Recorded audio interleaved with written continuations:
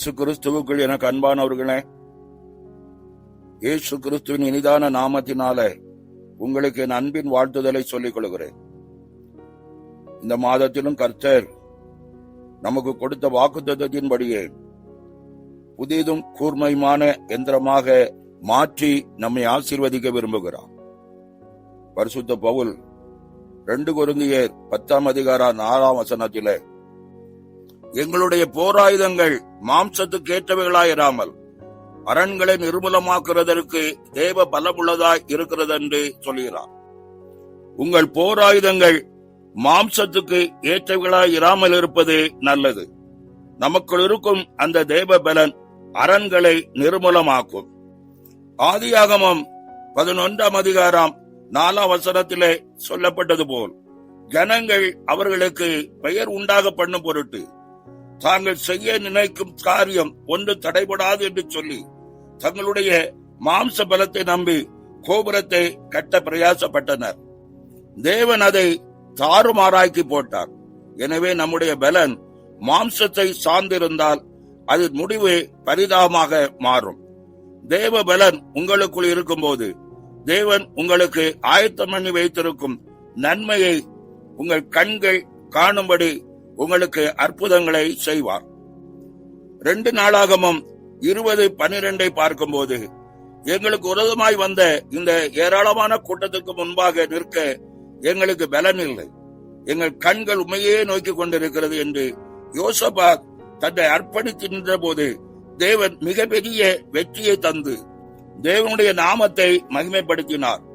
அன்பானவர்களே, தேவனை நோக்கி காத்திருக்கிற உங்களுக்கும் தேவன் தம்முடைய வல்லமையை உங்கள் மீது பொழிய பண்ணுவார். எனக்கு அன்பானவர்களே, நமக்கு எதிராய் வருகிற எல்லா மனுஷராலும் சத்ருவாலும் வரும் வல்லமைகளை மேற்கொள்ளக்கூடிய கூர்மையான ஆயுதமாய் உங்களை மாற்றி பயன்படுத்துவார். எனக்கு அன்பானவர்களே, 1 சாமுவேல் 14:6 முதல் 14 வரை உள்ள வசனங்களை பார்க்கும்போது யோனத்தான் தன் ஆயுததாரியை நோக்கி விருத்த சேதனம் இல்லாத பெலிஸ்தரின் பாளையத்துக்குள்ளாய் போவோம் வா என்று அழைத்தான். பெலிஸ்தரின் வல்லமையை அழிக்கும் ஆயுதமாய் யோனத்தானையும் அவன் ஆயுததாரியும் புறப்பட்டு போனார்கள். பிரியமானவர்களே, யோனத்தான் ஒன்றை அறிந்திருந்தான்.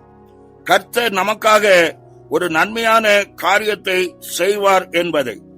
1 சாமுவேல் 14:6 பார்க்கும்போது அநேகம் பேரை கொண்டாகிலும் கொஞ்சம் பேரை கொண்டாகிலும் ரட்சிக்க கர்த்தருக்கு தடையில்லை என்று நம்பிக்கையுடன் பெலிஸ்தரின் தாளையத்துக்குள்ளாய் போகிறார்.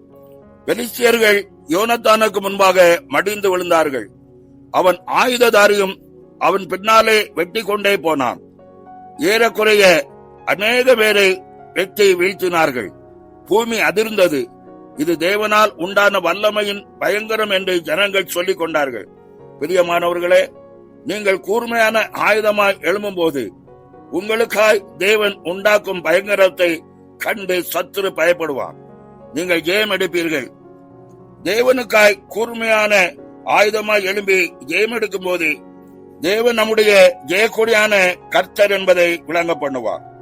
எபேசியரின் புத்தகம் 6:12 ஏனெனில் மாம்சத்தோடும் இரத்தத்தோடும் அல்ல, துரைத்தனங்களோடும் அதிகாரங்களோடும் இப்பிரபஞ்சத்தின் அந்தகார லோகாதிபதிகளோடும் வானமண்டலத்துள்ள பொல்லாத ஆவிகளின் சேனையோடும் நமக்கு போராட்டம் உண்டு இந்த சொல்லப்பட்டிருக்கிறது. என கண்பானவர்களே, இந்த வல்லமைகளை மேற்கொள்ள நம்ம கையில் எடுக்க வேண்டிய ஆயுதம் கூர்மையான பற்களுள்ள எந்திரமான விசுவாசம் என்னும் கேடகம். அதை பிடித்து ஜெயம் எடுப்போம். கர்த்தர் இந்த வார்த்தைகளை கொண்டு உங்களை ஆசீர்வதிப்பார். ஆமென். ஜெபம் செய்வோம். நேசிக்கிற நல்ல பிதாவே, ஆசீர்வதிக்கப்பட்ட நாளுக்காக நன்றி செலுத்துகிறோம். புதிதும் கூர்மையான பற்களுள்ள எந்திரமாய் மாற்றி உடைய பிள்ளைகளை இந்த மாதம் முழுவதும் பயன்படுத்தி வந்த நோக்கத்திற்காக நன்றியோடு துதிக்கிறோம், சொத்தரிக்கிறோம்.